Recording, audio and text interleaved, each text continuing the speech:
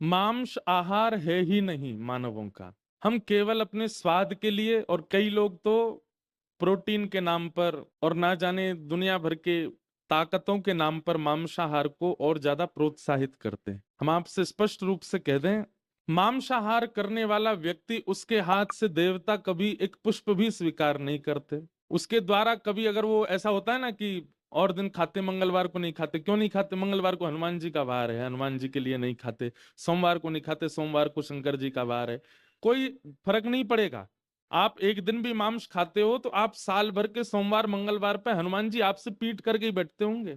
आपको ऐसा लगता होगा कि शायद उस दिन हनुमान जी यूं कहेंगे कि भाई कम से कम ये मंगलवार को तो नहीं खाता। नहीं भाई, पाप कर्म करने वाला व्यक्ति 365 दिन नहीं करता, 365 में से एक ही दिन करता, पर एक ही दिन का पाप उसके पूरे जीवन पर भारी पड़ता है। इसलिए देवता अगरबत्ती भी स्वीकार नहीं करेंगे, दिया भी स्वीकार नहीं करेंगे, पुष्प भी स्वीकार नहीं करेंगे मांसाहारी व्यक्ति का। और जो श्राद्ध पक्ष आता है, उन श्राद्ध पक्षों में हम अपने पितरों के निमित्त जो भी करते हैं, या फिर अब आप लोग सुनकर के आश्चर्यचकित हो जाओगे, श्राद्ध पक्ष में हमारे पितृ, यदि मांसाहारी व्यक्ति पितरों के लिए तर्पण आदि करता है तो पितृ उसके हाथ से तर्पण स्वीकार नहीं करते। और तो और, घर का यदि बड़ा बुजुर्ग चला जाए और उसका संस्कार करने वाला बालक यदि मांसाहारी है, तो उस संस्कार से उस व्यक्ति को भी मुक्ति की प्राप्ति नहीं होगी, वो प्रेत योनि में ही भटकता रहेगा।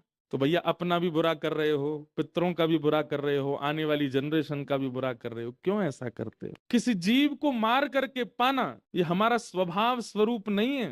भारत में मांसाहार लेकर के आए थे मुगल। उससे पहले जहां पर खेती बाड़ी नहीं थी, वहां लोग मजबूरी होकर के कुछ लोग पा लेते थे, पर अधिकतर भारत में सब लोग शाकाहारी। आप जिस महाराष्ट्र की भूमि पर रहते हैं, इस महाराष्ट्र के छत्रपति श्री शिवाजी महाराज, मुगलों के लिए जिन्होंने सर्वस्व न्यौछावर किया कि मुगलों को यहां से दूर किया जाए, वो मुगल लेकर के आए थे मांसाहार। ये दुनिया भर के जीवों को पका करके पाना, उनको मार करके उनका भोजन करना। अरे, अपने हाथ से रक्त निकलता है तो हम घबरा जाते हैं, किसी जीव का रक्त निकालने में हमको पीड़ा नहीं होती। किसी जीव की नार मरोड़ करके काट देना, उसकी उसके महाराज, लोग कैसे कैसे कैसे लोग होते हैं। अपना पैर अपना सा लगता है, दूसरे का पैर आप खाते हो तब आपको बिल्कुल पीड़ा नहीं होती। ये निर्दयता का प्रतीक है। मांसाहारी व्यक्ति निर्दयी होता है, और ठाकुर जी से मिलना वो भूल जाएगी इस जन्म में, तो ठाकुर जी उसको मिलने से रहे। वो जिन जिन लोगों का स्पर्श करता जाएगा, चाहे वो उसके पितर ही हों, उनको भी ठाकुर जी प्राप्त नहीं होंगे। हम तो कल एक बात स्पष्ट कह चुके हैं,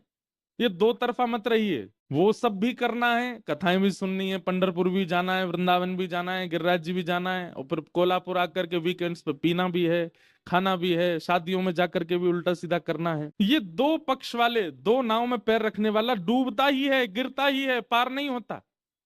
अगर वो आपको प्रिय है, उसके बिना नहीं रह सकते, तो फिर उसी में ही रहिए। छोड़ दीजिए मंदिर जाना, पंढरपुर के रास्ते बंद कर दीजिए, कथाओं में आना बंद कर दीजिए, संकीर्तन बंद कर दीजिए, तिलक बंद कर दीजिए।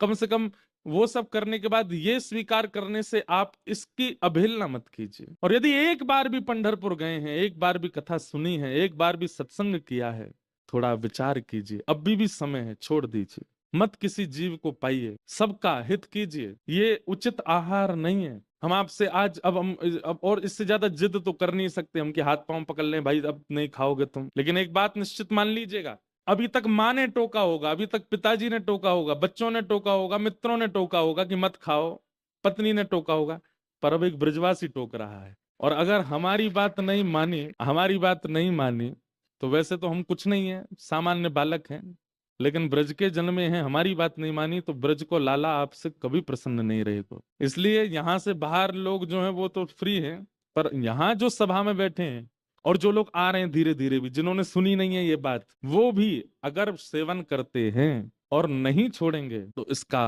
परिणाम उचित नहीं होगा। परिणाम बंधु उचित क्या नहीं होगा, पता क्या होता है? अगले जन्म में वही बनेगा फिर जिसको आपने खाया था ना। जिन जिन के मांस आपने खाए हैं, वे सब अगले जन्म में मित्र बनकर के आएंगे। बकरा, मुर्गा और जो भी आपने पाए, वो सब आपस में एक ही कॉलोनी के मित्र बनेंगे, और एक दिन एक का जन्मदिन होगा। उस जन्मदिन में ये चारों पांचों सब जाएंगे और जाकर के एक टेबल पे बैठेंगे। वहां आप परोसे जाओगे, क्योंकि आप वो बन के आओगे, और फिर ये आपको खाएंगे। अब हमको इससे ज्यादा कुछ कहना नहीं है, नहीं तो भक्त चरित्र चल रहा है, क्यों हम खीर में नमक डालने का काम करें। पर किसी ने निवेदन किया है तो इसका मतलब पीड़ा ज्यादा है। किसी ने निवेदन किया है मंच पर, हमसे किसी ने कोई प्रश्न नहीं किया, किसी ने कोई जिज्ञासा नहीं की, पर निवेदन हाथ जोड़ के किया है, इसका मतलब है कि ये बहुत ज्यादा फैल रहा है। एक बात हमारी मान लीजिएगा, आप अपनी सारी इंद्रियों को भले ही बेकाबू होने दीजिए, लेकिन जीव को अपने वश में कर लीजिए। जितम सर्वम जिते रसे, अगर किसी ने अपनी रसना को जीत लिया, वो सबको जीत लेगा, वो विश्व विजयी बन जाएगा। और जिसने रसना को नहीं जीता, वो उसकी आंखें भी मटकेंगी, उसके कान भी दूषित सुनने में रुचि रखेंगे, उसके हाथ भी स्पर्श के अधिकारी, स्पर्श की खोज में रहेंगे। जिसकी जीव वश में नहीं है, उसकी सारी इंद्रियां उसके हाथ से निकल जाएंगी। इसलिए इस जीव से एक बार विट्ठल कहा है, इस जीव से एक बार राम कृष्ण हरि कहा है। चलो विट्ठल कह दिया, राम कृष्ण हरि कह दिया, पर इस जीव से एक बार श्री राधा कहा है।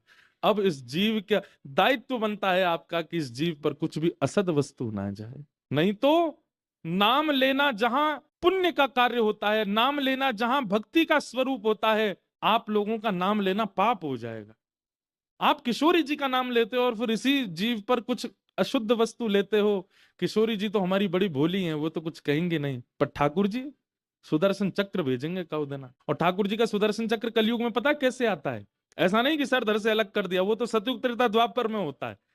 कलयुग में तो सुदर्शन चक्र आता है आर्तों के रूप में, पीड़ाओं के रूप में, कष्ट के रूप में, विपत्तियों के रूप में। अच्छा, कई बार ऐसा होता है कि हम पे विपत्ति आए हम सह लेंगे, लेकिन ठाकुर जी ऐसा सुदर्शन चक्र चलाते हैं, आपको विपत्ति नहीं देंगे, जिनसे आप प्रेम करते हो उनको विपत्ति देते हैं, उनको कष्ट देना प्रारंभ करते हैं। क्यों? बोले भाई तुम अपने आचरण को नहीं सुधार पाए। इसलिए हमारी प्रार्थना है आपसे, मांस और वो सफेद सफेद जो गोल गोल आता है वो, और मदिरा, इनका सेवन मत कीजिए। आपको एक बार को, वैसे तो कई लोग हो सकता है मेरी इस बात से नाराज भी हो जाएं, कथा सुनने वाले लाइव में, पर प्याज लहसुन खाने से पाप नहीं लगता। हाँ, ये होता है कि अगर आप भक्ति साधन में हो तो भक्ति साधन में आपकी बढ़ोतरी नहीं होगी अगर आप बहुत ज्यादा प्याज लहसुन का सेवन करते हो, क्योंकि वो तामसी वस्तु है ना, उससे आप भाव नहीं प्रकट कर पाओगे हृदय में। कथा सुनते हैं, नेत्र बंद हो जाएं, सजल हो जाएं, ये स्थिति आपकी नहीं बन पाएगी, क्योंकि वो तामसी भोजन है, कहीं ना कहीं दुर्गंध आपके मन में बुद्धि में बनी रहती है। बाकी उससे पाप लगेगा ऐसा नहीं है, पर ये तो पाप है। इसलिए हमारी प्रार्थना भैया, मत पाइए, मत खाइए।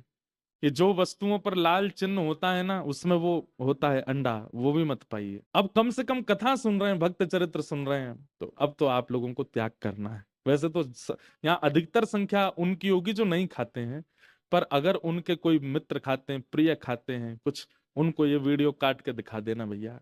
काय को अपने माता पिता का अनहित कर रहे हो, मत पाइए। तो ये बस इतना ही हम जिद कर सकते